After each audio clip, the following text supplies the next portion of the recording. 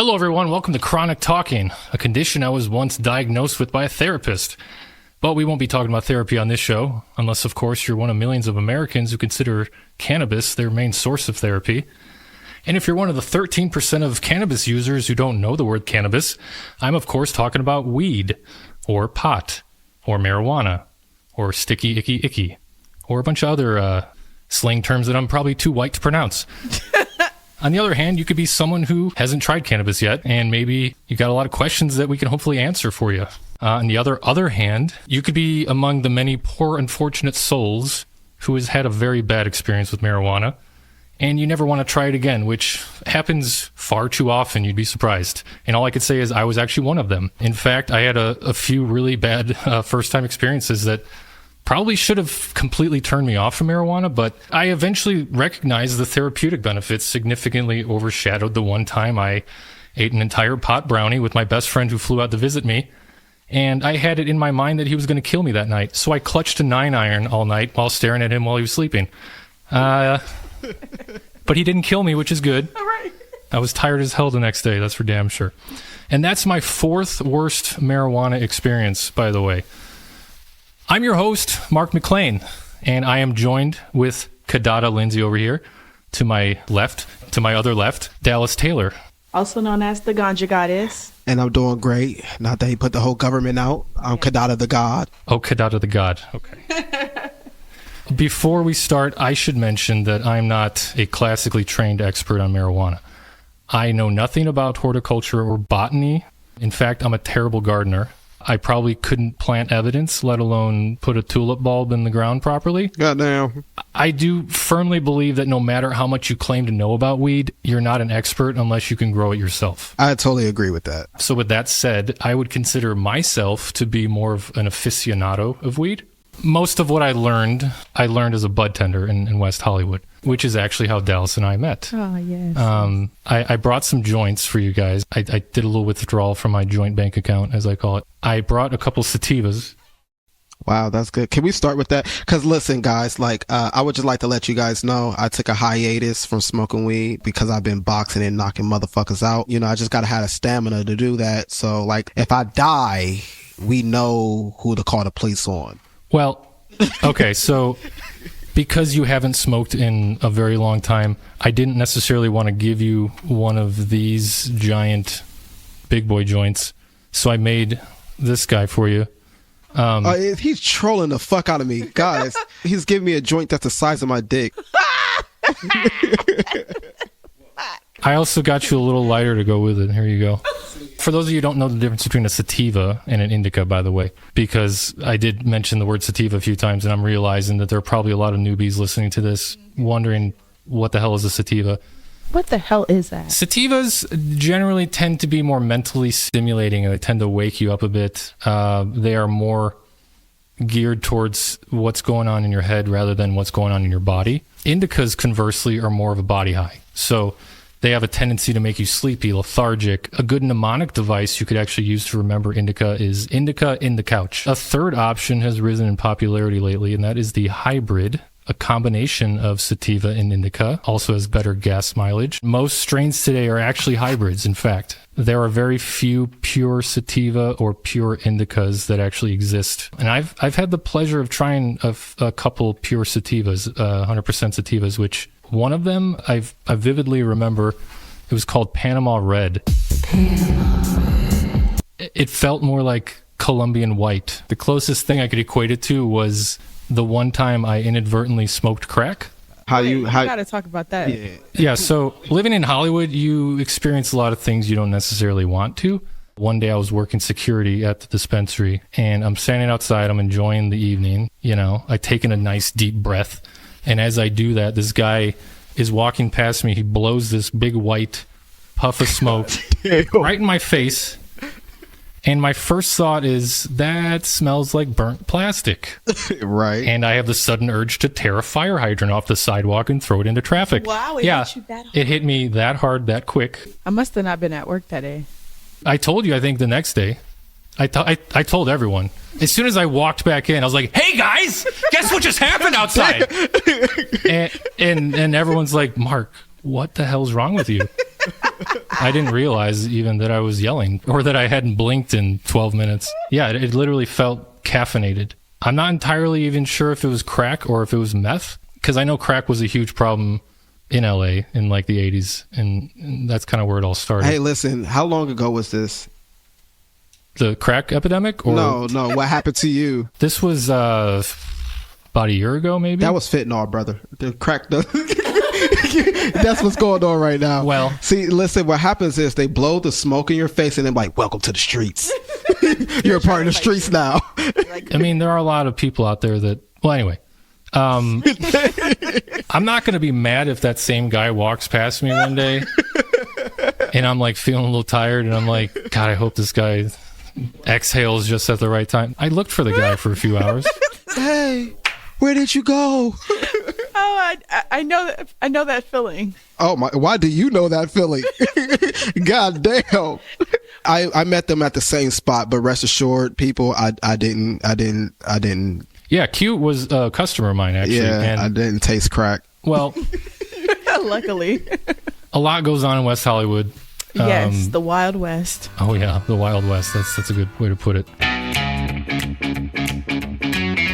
There are a lot of things we could theoretically talk about as our first topic on this show, but given the fact that it's 2025 and marijuana is still considered on a federal level to be a Schedule I narcotic, God damn, it's hard not to talk about the slow, painstaking process it is of making this drug legal. But why is this drug illegal to even begin with?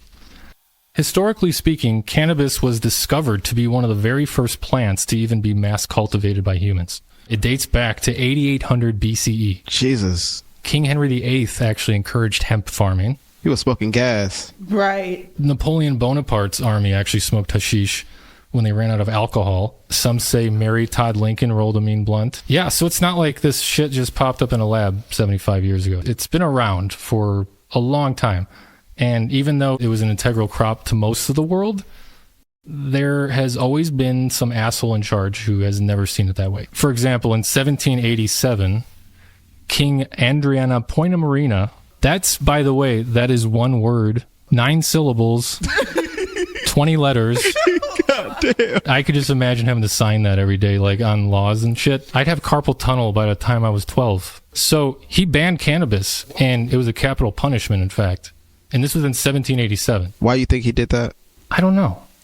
You think someone who was cool, who smoked weed, probably fucked his mom, and he was like, we're not doing this. Well, yeah, obviously. Something like that. It's definitely given that. He was definitely a hater. Do you think that, like, seeing people like they woke up, everybody was just smoking weed, and then, like, nothing got done at the farm?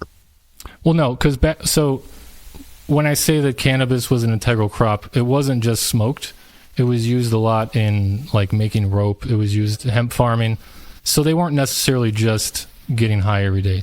They were probably using it to get high, but also probably more medicinally than we probably realize. I would imagine they used it for like sleeping, for pain relief, that kind of thing. I don't think they were just smoking it to have fun. I don't think people had fun until like 1946. The United States. Now let's start talking about the United States, because that's really what people care about. The baddest motherfuckers on the planet. Well, let's not get ahead of ourselves. They would start restrictions on cannabis starting in 1906, where manufacturers had to actually just label over-the-counter drugs that contained cannabis. It wasn't until the 20s where certain states actually began to demonstrably prohibit cannabis. But while the entire country was prohibiting alcohol, which meant in the 20s, you couldn't drink, you couldn't smoke. Movies were in black and white.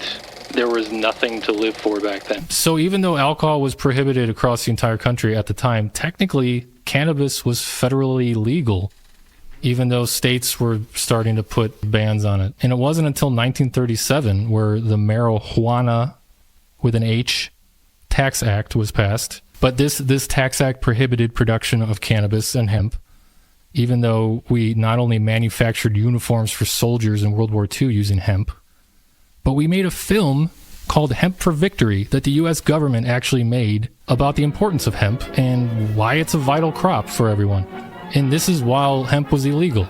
It's not even clear why hemp was part of that bill, because hemp isn't marijuana. So despite the fact that weed has been technically illegal since 1937, Richard Nixon declared it public enemy number one when it was classified as a Schedule I narcotic in 1970. But when Richard Nixon started his war on drugs, it wasn't really the drugs he viewed as the enemy. In fact, a recording of him from 1973 was discovered not too long ago where he pretty much says marijuana isn't really the problem. Let me say, I know nothing about marijuana. I know that it's not particularly dangerous. I know most of the kids are legalized. So what was the problem? According to Nixon, the problem was hippies and black people. He just wanted to disrupt the social fabric of the black community. That was his whole goal. And the social fabric of Berkeley and San Francisco, with even creating the DEA in 1973 to start punishing drug offenders. Not to say that you wouldn't get punished prior to 1973 for anything, but there really wasn't a protocol in place, so cops were pretty much the only ones who can arrest anyone for any drug charge, you know, whether you're caught with reefer or 40 kilos of Colombian Bam Bam. So today, depending on what you're caught with and depending on how much you're caught with can determine if you'll go to prison or if you'll even get to leave prison. And in certain states, people are actually still being arrested and put in jail for marijuana possession, which is insane to me. It is. Right. I'm from Indiana, where heroin is our state flower, and yet they are still one of 11 states that doesn't even have a medical marijuana program. So this is one of the states where I would be arrested if I was pulled over with any weed in my car. And this is also why I don't visit my mom more often. It's extremely inconvenient getting getting good weed in Indiana. You can't really get it in Indiana. That's the thing. You either have to drive to Illinois, where depending on how much THC is in a product is how much tax you spend. But then your other option is driving north to Michigan, where the flower is like, but tax is 10% flat. That turns into trafficking now. Yeah. Yes, absolutely. And I did that. You know, every week or so, I would drive to Michigan to pick up flour when I was staying with my mom. So I'd be white knuckling it on the way back every single time, going exactly the speed limit. And they would never pull your ass over. No offense. It's a Lil Wayne song. I was just going to say that. What happened? So in all of Lil Wayne's songs, it goes like this in the beginning because he's smoking in the booth. So there's actually, this has nothing to do with weed. This is more just smoking in general. But Frank Sinatra, actually, there's a few tracks. If you have a really good pair of headphones on, you could actually hear like in between some of his verses. And if you really turn it up loud, you could actually hear clinking of like ice cubes. Oh, like he's got a scotch glass and he's smoking and he's in a vocal booth and no one else can do that. You try to light up in a vocal booth nowadays at Capitol Records, they'll be like, get the hell out of here before I call the fucking cops. They love Frank Sinatra. Yeah, but they'll let him do anything. And I think it's so cool that you could hear him smoking and drinking. But that's with good headphones. Which you have. Which I have. And you have. And you have. So let's get back to the history really quick. So even in the 1920s during Prohibition, where every state outlawed alcohol, a lot of people found ways to still get alcohol. In fact, Al Capone made over $100 million primarily from bootlegging alcohol, which is about $1.5 billion today. Damn. 90% of his net worth was from bootlegging. Net worth, he didn't pay taxes. Imagine if the money that went into Al Capone's pocket instead went into the pocket of legitimate liquor distributors, bar owners. Instead of outlawing alcohol, they could have just taxed it. And that's one of the dumbest decisions America's ever made. And it lasted 13 years. And when it did end, nobody really cared that it ended because we were already broke by then. And I'm not an economist, but if the GDP didn't take such a huge hit, we wouldn't have fallen into a Great Depression. And I could even say that if the Great Depression didn't happen, we wouldn't have felt so threatened by Japan's expansion into Asia. And then we wouldn't have put oil embargoes on Japan, and Japan wouldn't have gotten pissed at us, and Pearl Harbor wouldn't have ever been bombed. You know, the story is we were worried that Japan was getting bigger while we were effectively shrinking. And anyone who's ever played Monopoly knows that the more land you own, the more money you make. And we didn't want Japan to get bigger than it already was. But anyway, is that all because of alcohol being prohibited? Maybe, maybe not, but it definitely helped. So in 1934, alcohol was completely legal in America now. And the taxes on alcohol alone, listen to this, they brought in $1.35 billion that year. And that's in 1934. Jesus Christ. That was half of America's revenue back then. Sheesh. Imagine if back then they had the mind today to sell marijuana. Do you think that possibly, and I'm going to ask you, do you think that they could have possibly fixed the GDP if they did open up dispensaries? You open up jobs with farms, you know, and agriculture back then probably was like a more huge of a thing. I'm just would say that because of update of technology. Yeah. Today. Yeah. So agriculture was more human based. So growing plants, pushing it, that would have opened more jobs. Paying taxes on it, it would have been more taxes. I think if the Marijuana Tax Act was an actual tax act, and not just a name, a veil to put in front of a completely different goal and purpose of that tax act, was just to completely eliminate hemp and marijuana and make it illegal. If that was an actual tax act, I agree. I do think it would have. Yeah, like, do you think it really would have helped the economy back then, or even got back then? Yes, out the great. Absolutely. We're in a very similar situation. Like, it's very similar to Prohibition, except we're now imposing economic sanctions on China this time, which is ironic because that was the country we were actually saving from Japan with the oil embargoes back in the 30s. But we're definitely in a prohibitory situation when it comes to marijuana.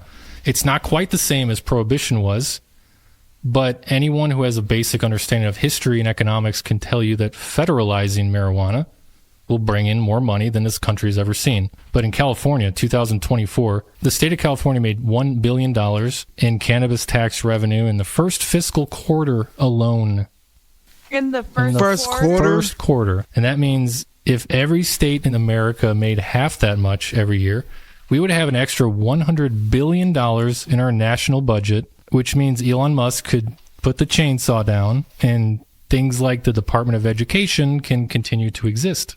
So you can almost say that legalizing weed can potentially solve a lot of economic problems we're dealing with right now. I feel like if Trump sees how much money we could actually make from this, he would probably ease up on the tariffs, to be honest.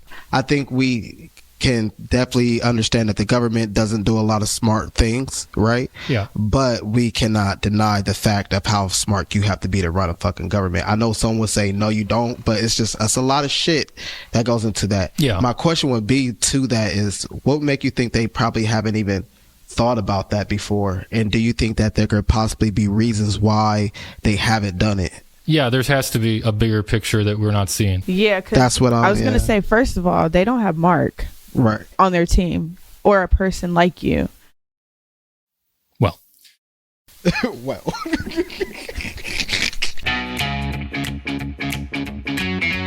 I don't know if you know what Delta 8 is. CBD and hemp both have roughly 0.3% THC.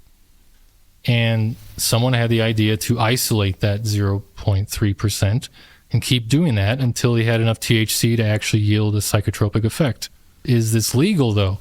According to 22 states, yes, this is for some reason legal. The only problem is the 0.3% THC that's found in CBD isn't the same kind of THC you would find in an otherwise THC-rich cannabis plant. And that's called Delta 9. So Delta 9 is what you would find in a flower that would get you high on its own. So Delta 8, it's always synthetically produced. That's kind of where this becomes dicey. Because the natural process of pulling the Delta 8 out by itself is so painstakingly long, some vendors do what drug cartels do, and they cut their product with something else, which is the reason a lot of people are actually getting sick with Delta 8 right now. But here's the thing, the FDA wants nothing to do with this shit. They've already gotten 104 reports between 2020 and 2022 of adverse events that occurred after ingesting a Delta 8 product.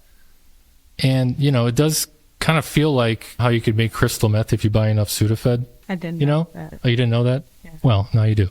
I'm from Indiana, and there's a lot of crystal meth. You learn a lot. Also, I learned in the DARE program. That's what this is. Nah, I like the shirt. As soon as I seen it, I was like, yeah. For those of you who don't know what DARE is, it's a program that was started in 1983, I think, by the LAPD and Nancy Reagan. She did the Just Say No campaign, if you recall. Little kids doing drugs, it turns my stomach. That stuff hurts. It stops you from living up to your potential. And the whole point of the program was basically to teach kids to say no to drugs. That was literally it. Like, I don't remember it being very impactful, to be honest. I don't even remember graduating either. I literally don't remember a ceremony or anything. Apparently, you're supposed to graduate from this program. When you're in second grade, it's not like you're going to skip graduation to go party with your friends or something. This shirt I got at a flea market, actually. So I didn't actually graduate. For those of you that are unaware, even though California made weed completely legal in 2016, there is still a whole underground market that is continuing to thrive to this day. And the whole reason this illegal market still exists is because it costs so much to run a weed shop legal in California that it is cost prohibitive for most people. You need millions in capital just to open a shop, and then you got to get permits and licenses and all kinds of shit. And you generally operate at a loss with a few good months here and there. I don't see the appeal of opening a dispensary in California whatsoever. As much as I feel like I would be a good owner of a dispensary, I would probably hate my life with all the bullshit. On the other hand, running a trap shop does have some appeal to it. But I do feel like I'm following in the footsteps of Pablo Escobar and El Chapo. You know, I'm essentially the head of a drug organization when I'm running a trap shop. Do you guys know how many people it takes to be classified as a cartel according to the DEA? How many? 3. That means the 3 of us could start a trap shop. It only take one motherfucker to do it on a high level. Well, no, I mean, according to the DEA, it takes 3 people to conspire to, like, if we were to get caught, we could theoretically get a RICO charge. For those of you who don't understand law, RICO charges are basically what were given to, like, the mafia. And you're thrown in jail for decades, usually, without parole, generally. Theoretically, if a trap shop is caught and raided, the owner of the establishment could get a RICO charge because it's essentially organized crime. I don't think they do that to that extent, though. I don't think they do either anymore. Yeah, California, we're a bit more chill out here. They'll probably just give you a high ass ticket, like, and that's, you got to pay a lot of. That's probably why you see so many trap shops around here. I mean, they're all over LA, but you would never know by just driving around because they're not labeled. Someone told me they had a trap shop like in New York City. Yeah, and they would get shut down every single day, but really? They made so much money every single day. They didn't care. They just paid the. So you pretty much just pay the fine and then you're good to go. You open it back up. They made it. And that just tells me that the government cares more about the money they're getting for it than the actual policy that they're trying to enforce. Exactly. Yeah, my ex-roommate bought all of his weed from a trap shop, actually, while I was working at a dispensary, ironically. It was good. It was good weed. And he got it. It was so cheap. Right. And compared to buying weed legally, it is much cheaper, and that's because trap shops don't pay taxes, right? Obviously, which means neither does the customer, so everyone wins except the government. But going back to Prohibition once again, secret bars or speakeasies were the trap shop equivalent back in the 20s. That sounds fun. Yeah, it does kind of. And I've been to a speakeasy in San Diego, but it was set up like it was like in a little basement. You had to knock like to get in. It's kind of cool, but it wasn't like illegal or anything. Maybe it was. I don't know. Except nowadays, you don't see that very often though with bars because you just got to get a liquor license and you got a bar. You know, it's a lot easier, a lot cheaper than opening a dispensary. In California, opening a trap shop is way cheaper and usually far more profitable than opening a dispensary that you could freely advertise. It's interesting, really. It's like the state of California should know that their greed is the reason trap shops exist. Exactly. But if you look at a state like Michigan, where it costs around $47,000 to open a dispensary, you'll notice trap shops really don't exist in Michigan because it's so cheap. Like, it's $50,000 to start your own dispensary compared to, I was told you need at least $1 million in the bank to open in California, which is insane. It kind of just negates the whole American dream aspect of trying to make it because you've already made it. It's possible. Obviously, at that point. It's still possible. If you're putting that, well. It really is possible. Yeah, it is. Like, it's possible for you to become president. I can't wait. I think I'll have to be at least in my 50s or 60s. I think you only have to be 30 to run for president. 35. 35? Yeah, but I'm saying I need to be jaded enough to actually want to do it at that point, to be so fed up with this country and how it's being run and how it's operating. I'm not quite there yet. I've got a lot of patience, let's put it that way. I swear, if I look up one day and I see Mark running for president, I would lose it. What? I'm a part of that campaign. What are you talking about? Bro, you know I'm a part of that campaign. I got my chief of staff right over here. The first campaign Dalis ever ran. My joint chiefs. I hope to God weed is legalized before I become president, because I don't want to have to do that. It'll be fun being that president doing it, even though I'm sure 1,000 people are going to explain why I shouldn't do it. Like, but Mr. President, the Russians will surely bomb us. Like, I don't care. I want my weed nationalized. I don't care. God damn. You know, if weed was nationally legal, opening a dispensary would be easier. It would be cheaper. And because it would be now a federal thing and not a state thing, it would be more consistent, and you could pretty much open a shop anywhere in the country and it would cost the same no matter where you opened it. Given you take out geographic costs, local stuff, like how San Francisco real estate is insane, you know, you factor that kind of stuff in. Obviously, it's going to fluctuate, but overall, every place in the country is going to cost roughly the same. And I think it's like opening a bar in Boston and opening one in California. They're both going to be roughly the same. And that would also put trap shops out of business, because I don't think at that point Big Pot would like that. Right.